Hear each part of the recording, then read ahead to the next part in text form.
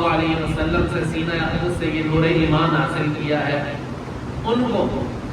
نبی اپنی جان اتنی محبوب نہیں جتنا نبی پیارا ہے، اپنی جان کے وہ خود اتنا مالک نہیں جتنا وہ اپنی جان کا نبی کو مالک سمجھتے ہیں، ان کا حق اپنے اوپر اتنا نہیں جتنا ان کے اوپر نبی کریم صلی اللہ علیہ وسلم کا حق ہے۔ یہ رشتہ ہے، اس کی توجیہات بہت ساری بیان ہو سکتی ہے، لیکن آج کے موضوع میں صرف آپ نے اس رشتے کو سمجھنا ہے، اور یہ اللہ تعالیٰ نے بیان کر دیا۔ اس سے پتہ چلا کہ کائنات کا انسان کے پاس سب سے قیمتی دولت، سب سے مہنگی چیز، سب سے سینسٹیو چیز اور سب سے زیادہ ضروری چیز کیا ہے؟ نبی کے ساتھ محبت۔ بندے کا، مومن کا، مسلمان کا اپنے نبی کے ساتھ جو تعلق ہے، اس تعلق کی جتنی کاملیت ہوگی اتنا وہ بندہ رب کی نظر میں زیادہ کامیاب ہوگا۔ اس اصول پر آپ پوری تاریخ اسلامی کو دیکھ لیں، اس اصول پر کہ مومن کو مسلمان کا سب سے قیمتی سرمایہ اس کے نبی کے ساتھ محبت ہے،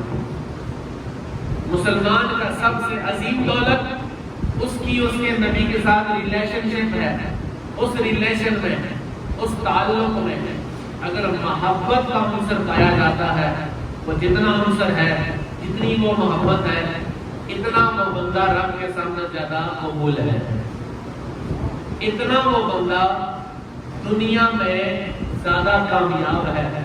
اتنا ہی وہ بندہ اچھا انسان ہے۔ اور اگر اس کے پاس یہ رشتہ نہیں، اس کے پاس اس رشتے میں، اس تعلق میں کمی ہے،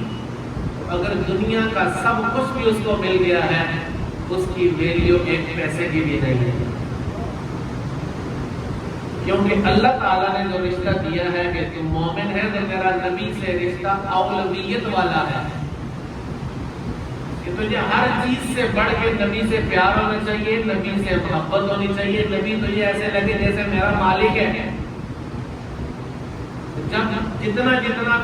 تم اپنے اوپر اپنی محبت کے ساتھ غالب ہے، جتنا میری اور آپ کی اپنے اوپر اپنی حکومت ہے، اتنا نبی کی حکومت کم ہے، جتنا نبی کی حکومت کم ہے اتنا خدا کی حکومت کم ہے ہمارے اعتبار سے۔ اس کا پھر آپ اثر دیکھیے کہ جتنی محبت کم ہے اتنا ہمارے اوپر نبی کے کردار کا اثر موجود نہیں ہے، جتنا ہمارا لنک کم ہے اتنا نبی کریم صلی اللہ علیہ وسلم کے سینے کی وہ خوشبو ہمارے کردار سے جھلک نہیں رہی، اتنا وہ اثر ہمارے اندر نہیں۔ پھر ذہن میں سوچے آتی ہیں، پھر اغیار کے جدھر پھر تعلق ہوتا ہے پھر بندے کے اوپر وہ رنگ چڑھتا ہے۔ تو سب سے قیمتی دولت مسلمان کی نبی کے ساتھ محبت ہے۔ غزوہ حنین کے موقع پر اللہ تعالیٰ نے مسلمانوں کو فتح عطا فرمائی، مال غنیمت بڑی کثرت سے آیا، اور رسول اللہ صلی اللہ علیہ وسلم نے اللہ کی تائید اور توفیق سے مال غنیمت تقسیم فرمایا، اور بعض لوگوں کو اتنا دیا کہ وہ تو حیران ہی ہو گئے کہ یار کائنات میں کوئی اتنا سخی بھی ہو سکتا ہے۔ جو مدینے کے انصار صحابہ تھے ان کو ایک ٹکا بھی نہیں دیا، ان میں سے جو نئے نوجوان تھے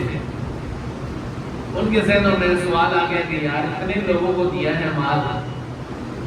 اتنے لوگوں کو رسول اللہ صلی اللہ علیہ وسلم نے نوازا ہے، کاش ہمیں بھی کچھ مل جاتا ہے اس طرح سے۔ جو نو عمر لوگ تھے، نوجوان لوگ تھے، اسلام میں آئے ہوئے، بڑی ان کو دیر نہیں ہوئی تھی، حضور علیہ السلام کی صحبت میں بیٹھ کر پکے اتنے لیول کے نہیں ہوئے تھے، لیکن اعتراض نہیں کیا، صرف دل میں یہ خواہش آئی ہے، اور اس موقع پر اعتراض بھی کیا گیا۔ جنہوں نے اعتراض کیا رسول اللہ صلی اللہ علیہ وسلم نے فرمایا یہ منافق ہے، ان کی نسلوں میں بھی اس طرح کے لوگ پیدا ہوں گے، اور حضور علیہ السلام نے فرمایا کہ اگر میں انصاف نہیں کرتا تو کائنات میں انصاف کون کر سکتا ہے؟ لیکن وہ اور کیٹیگری تھی منافقین کی، یہ صحابہ تھے۔ اور 9 عمر دن کے دنوں میں جب سوال آیا، بات کی رسول اللہ صلی اللہ علیہ وسلم تک بات پہنچ گئی۔ شکر ہے یہ بات حضور تک پہنچی کہ ہمارے لیے ہمارا ایمان کامل ہونے کا ذریعہ بن گئی۔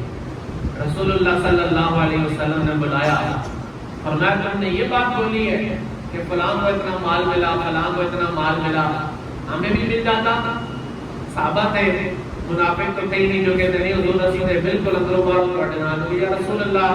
آئیے دل میں یہ بات۔ حضور علیہ السلام نے ناراضگی کے اظہار نہیں کیا، سمجھا دیا۔ فرمایا اما تردون ان یذهب الناس بالشاة والبعیر وتذهبون بالنبی لا رحالکم، کیا تمہیں یہ سودا پسند نہیں ہے کہ لوگ اپنے گھروں میں بکریاں اور اونٹ لے کر جائیں اور تم اپنے ساتھ مدینے میں مجھ محمد کو لے کر جاؤ؟ اس حدیث پاک میں حضور نے خود بتا دیا کہ تمہارا سب سے قیمتی سودا میں ہوں، تمہاری قیمتی دولت میں ہوں۔ اگر لوگ اونٹ اور بکریاں لے کے جا رہے ہیں وہ بھی میں ہی دے رہا ہوں، کیا تم رب کی اس تقسیم پر راضی نہیں کہ لوگ مال لے کر جا رہے ہو، تم اللہ کے رسول کو ساتھ مدینے میں لے کر جا رہے ہو؟